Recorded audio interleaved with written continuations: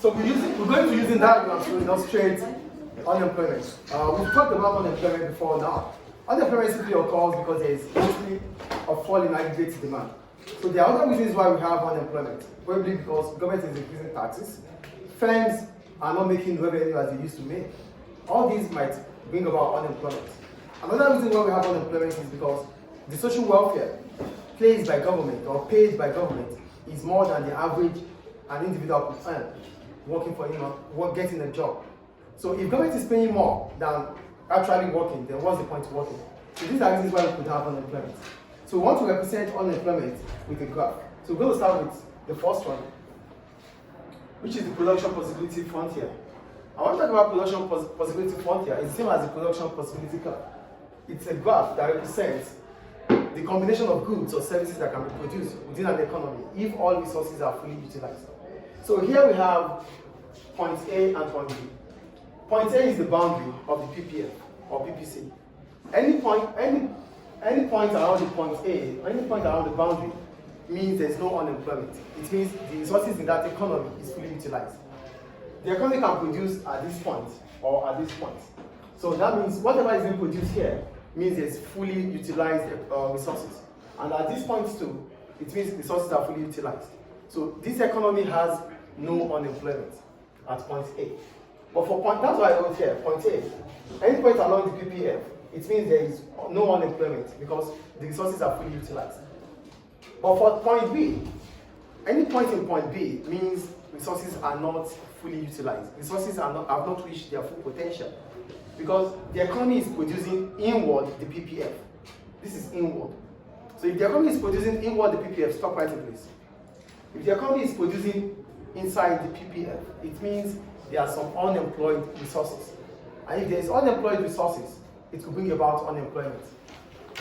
Do you understand the first point here? Yes. So there is cyclical unemployment here, maybe because there's demand deficiency, either through the numbers of workers or through consumption.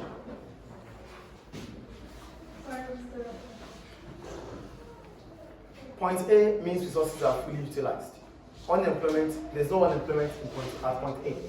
But for point B, it means the economy is operating inside the PPF.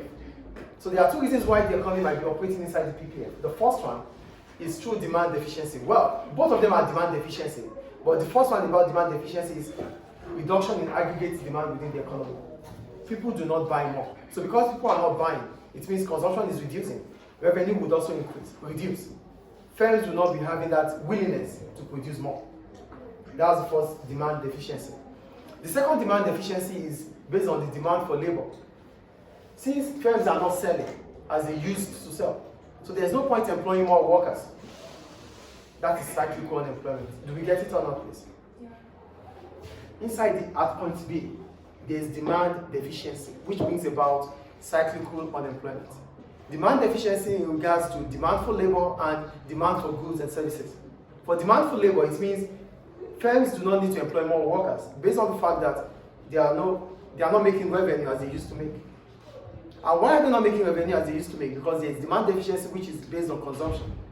Consumers are unable to buy as they used to buy. That is cyclical unemployment. Do we understand? So, do we understand, please? If a country or an economy is operating inside the PPF, it is expected to have cyclical unemployment. Is figure 1 clear? Is it clear, please? Yes. Then we have figure 2. For figure 2, I wrote, there's equilibrium here.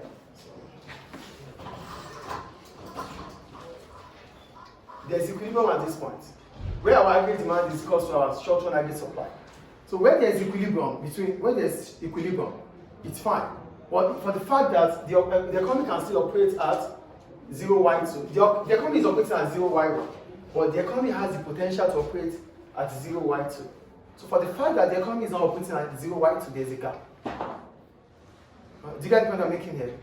This is the potential of the economy, but the economy is operating at 0y1, which is our aggregate demand, equals our short-term aggregate supply. But the economy can do further than that. So look at what I wrote here. There's equilibrium in the short-term aggregate supply at 0y1, where aggregate demand equals to short-term aggregate supply plus, where they intersect at this point.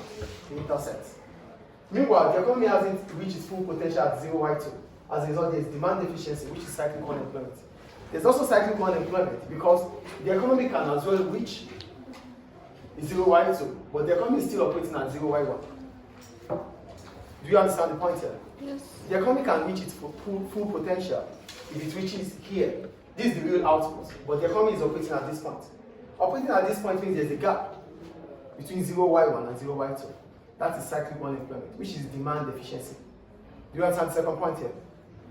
The third one.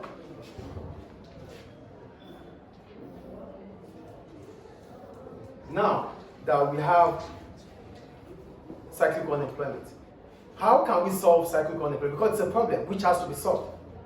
So to reduce cyclical unemployment, aggregate demand has to increase. That is the point. So look at what I wrote here.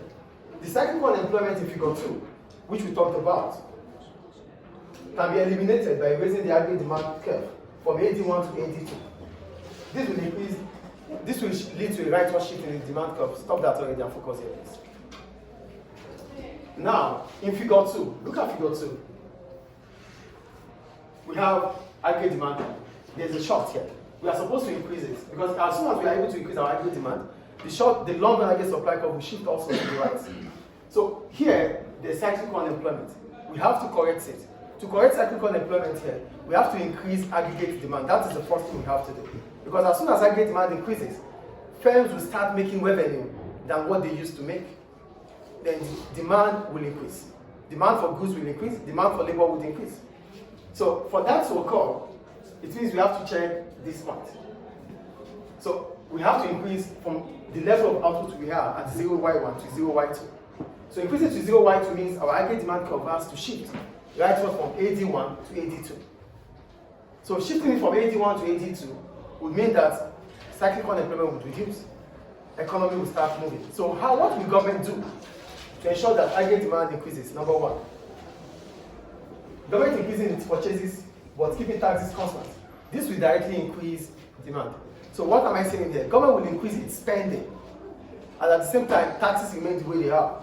So it means we still pay the same tax rate, but government has increased its purchasing. So government buys for us. So we buy from whatever government is selling. So government will pay for those goods, but we buy at a reduced price. That will encourage us to buy more. Get the point here? The first way to increase aggregate demand, for it to shift to the right, from AD1 to AD2, government has to increase its purchasing. Government has to increase its spending. So if government is increasing its spending and we continue to pay the same tax as we used to pay, automatically we'll be increasing our consumption. Because now the price we'll be paying for goods and services would have reduced, based on the fact that government has subsidized for us. Do we understand the first point here? Yes.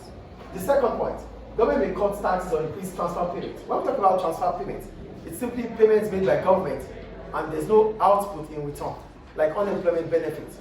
So if government increases unemployment benefits, that means those that are unemployed will actually have money to spend. Because they have money to spend, demand for goods and services will increase, based on the fact that their purchasing power has increased. So as soon as demand for goods and services increase, the aggregate demand within the economy will also increase, shifting the aggregate demand curve rightward from AD1 to AD2. The first one is government increasing its purchasing. If government increases that, aggregate demand will shift rightward. The second point is about government cutting taxes or paying more in terms of transfer payments, like unemployment benefits. So if government pays more unemployment benefits, those that are unemployed will have income to spend. It will increase their disposable income. That means demand will increase in the economy. That will shift the aggregate demand curve rightward from AD1 to AD2. The third point, I made 2 points anyway. Then the last figure is figure 4. For figure 4, there is cyclical unemployment based on the fact that the economy the real GDP of the economy is at this point, or the actual level of the economy is this. So there's a gap between the real GDP and the actual level. The real GDP is what?